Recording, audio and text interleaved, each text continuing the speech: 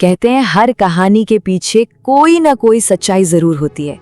तो आज हम जानेंगे हरि नारायणपुर गांव की एक ऐसी ही कहानी जहां एक मंदिर का जन्म एक बहुत ही भयानक श्राप से हुआ था। तो ये कहानी हमें ले चलती है एक सर्द रात में, जहां गांव के दो दोस्त जो थोड़े शरारती भी थे कुछ ऐसा कर बैठते हैं जिसकी कीमत पूरे गांव को चुकानी पड़ती है। हाँ, तो ये कहानी है हरिनारायणपुर गांव की और इसके दो किरदारों की। करीम और उमंग पक्के दोस्त थे, लेकिन उतने ही शैतान थी। बस देर रात ताड़ी पीने का उनका एक छोटा सा प्लान। उन्हें कहाँ पता था कि ये प्लान उनकी जिंदगी में एक भयानक तूफान लाने वाला है। पेड़ के पास पहुंचते ही उन्हें एक अजीब सी परछाई दिखती है। कोई था, एकदम पतला दुबला, सफेद धोती में और बिल्कुल पत्थर की तरह खड़ा हुआ। और हैरानी की बात ये थी कि वो ठीक उसी ताड़ी की रखवाली कर रहा था जिसे ये दोनों चुराने निकले थे। अब करीम जो था वो थोड़ा गर्म मिजाज का था। उसने आव देखा न ताव सीधा उस अजनबी को धमका दिया, पर वो परछाई वो टस से मस नहीं हुई। और फिर जो हुआ वो किसी ने सोचा भी नहीं था।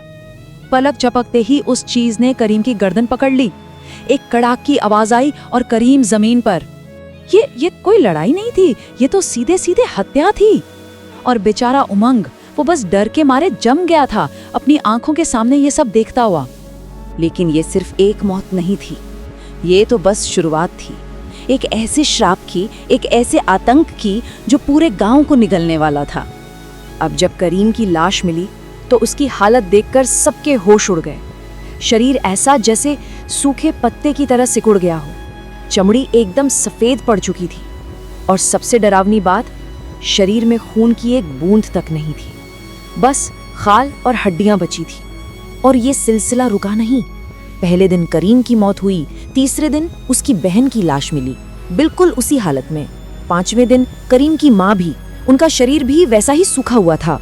और 10वें दिन तक तो ये मौतें परिवार के बाहर पूरे गांव में फैलने लगीं। पूरे गांव में खौफ का माहौल था। आखिर ये हो क्या रहा था?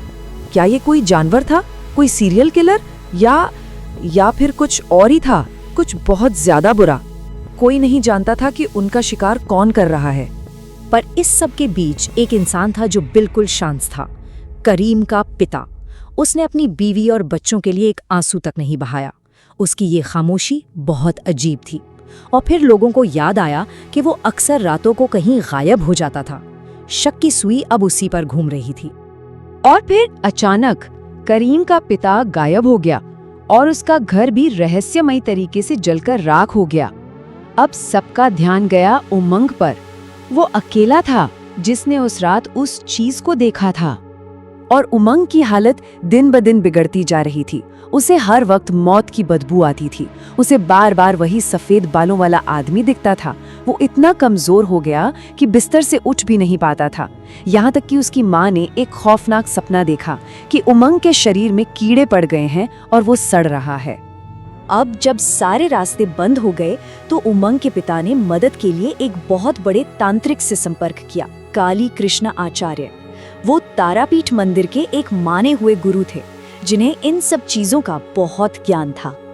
आचार्य मदद के लिए तैयार हो गए और फिर गांव के शमशान घाट पर उस भयानक शक्ति से सामना करने की तैयारी शुरू हुई। पूरा गांव शमशान में इकट्ठा हुआ। उमंग, जिसकी हालत बहुत खराब थी, उसे बीच में लाया गया। आचार्य ने उसके सामने बकरे का कच्चा मांस रखा और फिर उमंग उस मांस पर किसी जानवर की तरह टूट पड़ा। उसे देखकर साफ हो गया कि उसके अंदर कोई और ही चीज है।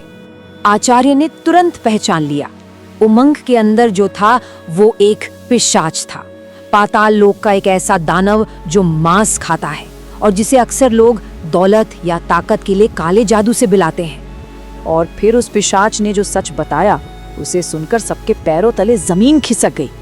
उसने कहा, मुझे उसके पिता ने बुलाया था। अपनी जान बचाने के लिए उसने अपने परिवार और इस पूरे गांव का सौदा कर लिया था। आचार्य की शक्ति के आगे पिशाच टिक नहीं पाया और उसे गांव छोड़कर जाने के लिए एक सौदा करना पड़ा। सौदा ये था कि पिशाच को गांव वाले बकरियों की आखिरी भेंट देंगे ताकि उसकी भूख मिट जाए, और बदले में वो इस गांव को हमेशा हमेशा के लिए छोड़कर चला जाएगा और कभी वापस नहीं आएगा। अगली सुबह नदी किनारे छोड़ी गई बकरियों की लाशें मिली।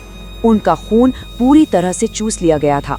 गांव से आतंक तो खत्म हो गया था, पर भविष्य में ऐसी कोई बला दोबारा ना आए, इसके लिए आचार्य ने हुक्म दिया कि ठीक उसी जगह पर माँ काली का एक मंदिर बनाया जाए। लेकिन जाते जाते वो पिशाच एक चेतावनी दे गया। उसने कहा, मैं तो वापस नहीं आऊंगा, पर इंसानी लालच मेरे जैसे किसी और को जरूर बुलाएगा। मतलब उसकी असली ताकत कोई काला जादू नहीं, बल्कि इंसान का लालच था। आज भी हरिनारायणपुर में उस मंदिर को सब पूजते हैं। वो मंदिर इस बात की याद दिलाता है कि जब हमारा अपना लालच ही राक्षस बन जाए तो फिर हमारी रक्षा कौन करेगा। ये कहानी हमें बताती है कि कभी कभी सबसे बड़े राक्षस बाहर नहीं, बल्कि हमारे अंदर ही होते हैं, जिन्हें हम खुद दावत देते हैं।